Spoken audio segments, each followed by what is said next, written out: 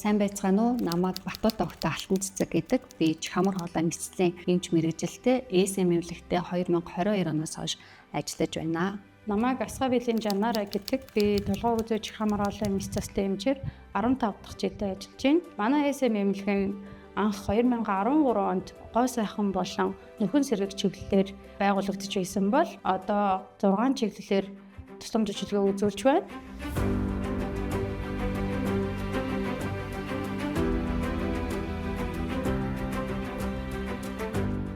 Үүнээс гадна одоо янз бүрийн шалтгаантай овсол гэмтлийн шалтгаантай ч юм уу хамрын ясны хуурал, хамрын таславчны муурал, мөрөөлт, за мэдээж өвчин эмгийн шалтгаантайгаар хамрын дайр хөндийн өрсөлдөөд гэх мэт одоо ийм шалтгаантай хаалганд орох хүмүүс их байсан учраас бид нар 2019 оноос Чамар хоолой нисгийг үүсгэн байгуулан одоо үйл ажиллагаа явуулж ирсэн.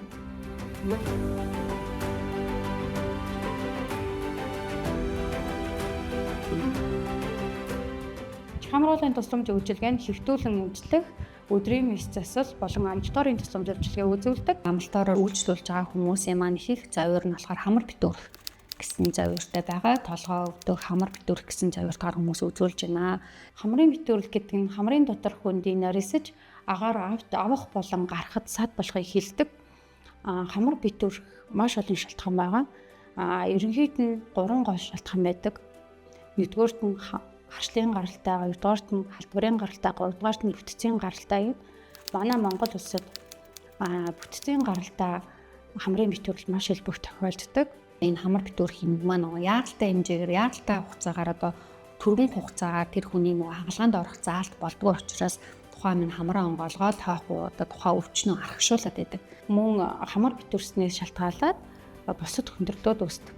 Одоо жишээ нь хамар дайрын өрөвсөл, чихний өрөвсөл болон залгуур хоолой өрөвслүүд бас эндээс өсөж болдгоо. Хамар битүүрэлтэй хүмүүс маань өөрөө дуран мэдэн хамрын цацлах авч хэрэглэх гэдэг.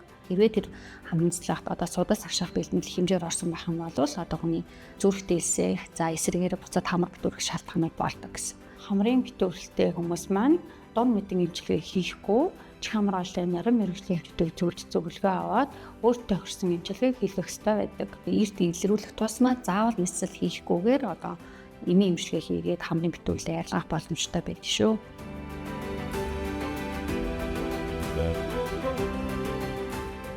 Өнгөрсөн жилүүдэд одоо 2024-2025 онуудад манад нийт 1200 орчим мэс засал хийгдсэн байна. 2024 онд эрүүл мэндийн даатгалаар бид нар 640 гаруй хүнд 2025 онд 300 гаруй хүнд одоо мэслийн тусламж үйлчилгээг үзүүлсэн байна.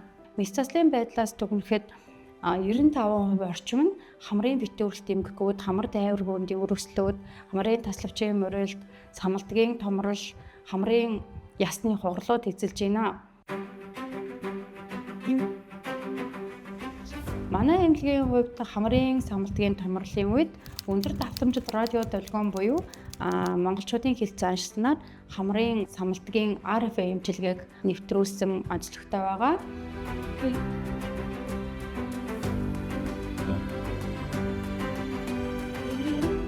Манай эмнэлэг гүйсэн бочиргаа авах мэс засал бас хийдэг. Хүмүүс асуудаг л та хоолойны мах том байна авахулах уу гэд. Зөвхөн хоолойны мах том байлаа гэдээ авах заалтууд байгаа. Нэгдүгээрт нь олон дахин өвдөх, нэг өсөндөө нэг жилдээ 7-оос дээш өвдөх, эсвэл дараас нь олон жил өвдөх. Хоёрдугаарт нь болохоор гүйсэн булчирхай томроод бөглөрл үүсгэх. Нэг өсөндөө хүүхдүүд ингээд хорхирж умддаг, амнаас нь шүүс гойж умддаг тий бөглөрлийн шалтгаанууд.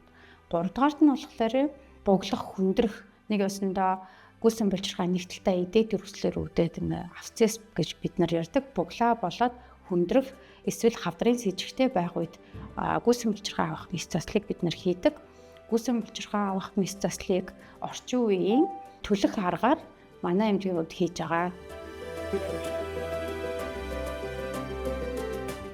Гадаад харилцааны хувьд болохоор манай эмнэлэг маш их анхаарч ажилладаг. Эмч нараа болохоор бүгдээ тус солонгос улсад ягт болон богино одоо хугацааны сургалтанд байнга хамруулж байдаг. Манай хамт олон улсын эрдэм шинжилгээний ажил хийхийг илүү төлхөө зорж ажилладаг. Тухайлбал өнгөрсөн хугацаанд 2023 онд Итали улсын Ром хотноо болсон толгой үзүүний нийгэмлэгээс зохион байгуулагдсан олон улсын уралд хавтар суудлын үндэсний төвийн эмч нартай хамтарч оролцсон. Казахстан улсын Казиор нийгэмлэгээс зохион байгуулагдсан толгойг зүүнний эмч нарын олон улсын уралд бас оролцсон байгаа. Бүгд найрамдах Солонгос улсад болсон ICORL 2023, 24, 25 хурлуудад аман илтгэл болон ханын илтгэлээр бас оролцсон байгаа. Мөн дотоодын чих хамгааллын нийгэмлэгийн тухайн жилдээ болсон ховор тохиолдол болон судалгааны ажлуудаа хэвлүүлэн оролцдог. Мөн жил болгоно бид нар тод мөр эрдмийн чуулганыг зохион байгуулад тос чуулганд манай эмчнэр өөрсдийн судалгаа шинжилгээ болон гарсан үр дүнгуудын талаар одоо илтгэл тавьж оролцдог байгаа. Манай эмнэлэг 2 удаа магадан итгэмжлэгдсэн бөгөөд энэ жил одоо 3 дахь удаа магадлан итгэмжлэгдэх шатанд явж байна.